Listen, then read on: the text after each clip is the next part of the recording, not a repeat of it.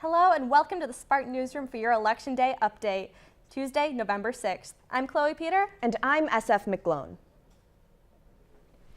Will the weather prevent voter turnout? It shouldn't have any effect here in mid-Michigan. As we take a look outside, it will be unsettled today, but the temperatures will be mild and in the low 50s.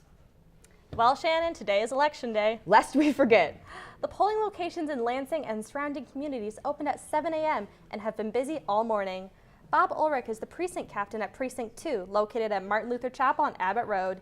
He's seeing unusual and possibly historically high turnout for a midterm election.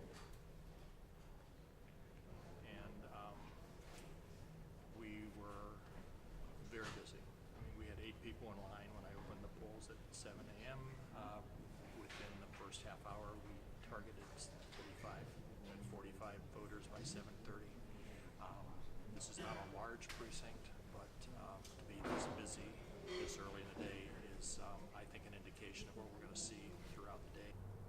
Well, we have classes, so we wanted to make sure that we could vote before we got busy with our day, and I've heard that there's the most turnout for any midterm pretty much ever, so we wanted to make sure that we could get in and out without having to wait in line. Most of the very early morning voters were in and out within just 20 minutes. The polls are open today until 8 p.m. Andy Hahn is standing by live outside the newsroom. He brings us a story of a very different kind, one that we're all familiar with. Andy? Generation. A new study by NBC News says that more than 55% of the millennial generation is planning on coming out to vote in this midterm election. With MSU's campus being a majority of millennial generation, we have easy access to more than 5 voting precincts. Earlier today, I went to one at Brody Hall, and there was not that many voters there, but they say that as the day goes on and classes get out, more and more voters will show up. The other voting precincts on MSU's campus are the MSU Union. There are 2 at IM East, and there's 1 at IM West. Don't forget to go out and vote, guys. Back to you in the studio. Many of the candidates have stopped here in Lansing over the last 2 weeks.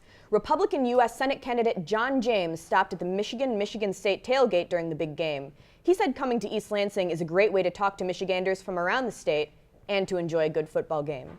James is running against incumbent Senator Debbie Stabenow in today's election. And former Vice President Joe Biden made a stop here to rally for the Democrats. More than 2,000 people gathered at the Lansing Community College Gymnasium, where Biden encouraged the crowd to vote for candidates with character. He said the current political system has to change, so he showed up to support Gretchen Whitmer for governor and Debbie Stabenow for Senate. He called U.S. House candidate Alyssa Slotkin a patriot through and through.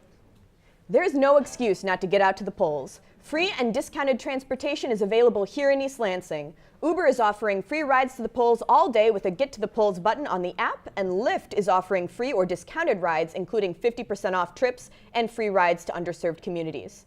You can also get free rides on electric scooters. Lime is offering 2 rides to the polls with code LIMETOVOTE18.